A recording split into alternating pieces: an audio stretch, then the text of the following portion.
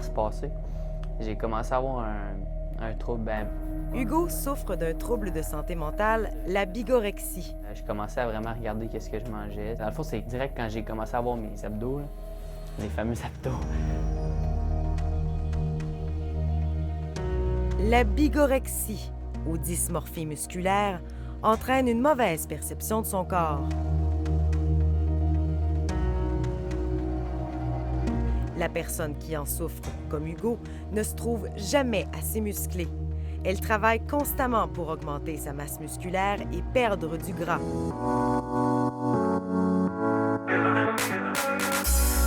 La valorisation des corps de mannequins parfaitement sculptés favorise le développement de cette maladie. On voit à TV tous les modèles pour Calvin Klein, les modèles pour les boxeurs et tout ça. Puis moi-même, j'ai pas beaucoup confiance en moi. Fait que les gens qui ont pas beaucoup confiance en eux, ils cherchent comme une bouée de sauvetage un peu à ce manque de confiance-là.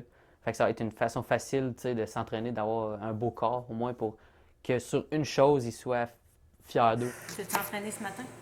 Oui, évidemment. La maladie d'Hugo s'est manifestée après une rupture amoureuse. Son désir de plaire devient alors sa priorité. Il veut changer son apparence. C'est difficile parce qu'on ne comprend pas. Et c'est une problématique qui commence tout doucement. Et tu penses, bon, au début, oh, il mange bien, oh, je suis contente, il mange santé. Et c'est très, je cherche le terme, c'est sournois un peu, là. Et ça, là, il s'entraînait, je dis, oh, je suis fière de lui, il s'entraîne, il va être en forme. Mais c'est quand ça tombe, la ligne est mince entre je suis dans l'équilibre, là. C'est quand ça dépasse ça que c'est pas évident à détecter. La mère d'Hugo est indirectement victime de la maladie. Ma réalité et la sienne, c'est pas pareil. Fait que là, tu te dis, qu'est-ce que je fais pour lui faire comprendre ça? Ça m'a démunie, là. Elle constate qu'il y a un problème, mais se sent impuissante. Comment faire changer sa perception qu'il a de lui-même, là? Tu sais, c'est pas physique, je pouvais pas, c'était mon sentiment de... Je suis pas capable de l'aider. On sait qu'avec les hommes, c'est un peu plus difficile d'aller chercher de l'aide. Nathalie Saint-Amour est une spécialiste des troubles alimentaires. On sait que dans les dernières années, dès l'âge de 6 ans, les petits garçons vont rapidement faire la différence et d'identifier, il y a des corps qui vont être idéalisés. Donc, l'individu ou l'homme très musclé, dépourvu de tissu adipeux, va être le stéréotype. Si l'industrie de la mode ne provoque pas directement les troubles de l'alimentation, elle a cependant une influence toxique sur les personnes les plus vulnérables, comme Hugo.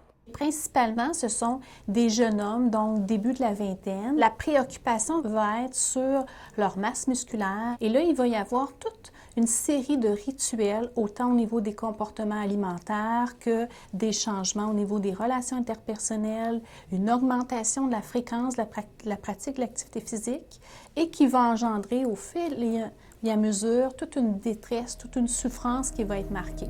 Il y a peut-être une partie rationnelle de moi qui se disait il faut que tu fasses quelque chose, tu ne vas pas rester de même toute ta vie, tu ne seras pas capable. Tu vas mourir. Si tu continues comme ça, tu vas vraiment mourir.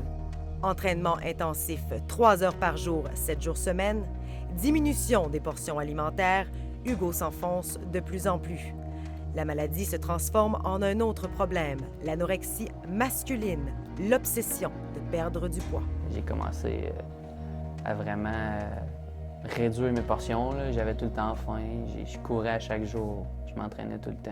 Je passais à peu près de 150 à 130 en 2 mois, puis après ça, je suis descendu à 120. Je me levais des jours, puis si j'étais plus lourd, là, je me mettais à pleurer. Là. Des fois, il se tapait, tu sais.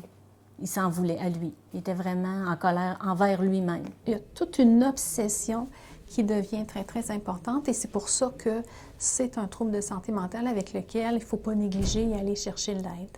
Hugo est suivi depuis le mois d'août. La thérapie lui a permis de changer sa relation avec la nourriture et améliorer la perception qu'il a de lui-même. Son combat n'est pas terminé, mais il se sent sur la bonne voie. Déjà, à l'école, j'ai plus de concentration, pas mal plus d'énergie. Je recommence à faire, parce que je faisais beaucoup de blagues là, avant d'en avoir tout ça, puis là, je recommence à faire des blagues. C'est comme ça que j'ai su là, que ça va mieux. Là. Est-ce que tu es fier de toi aujourd'hui? Oui. Oui? Oui, je suis content de pouvoir exprimer ce que j'avais en dedans depuis un petit bout de temps. Marie-Ève Côté, Radio-Canada, Québec. Félicitations. Merci. Bravo pour ton courage. Merci beaucoup.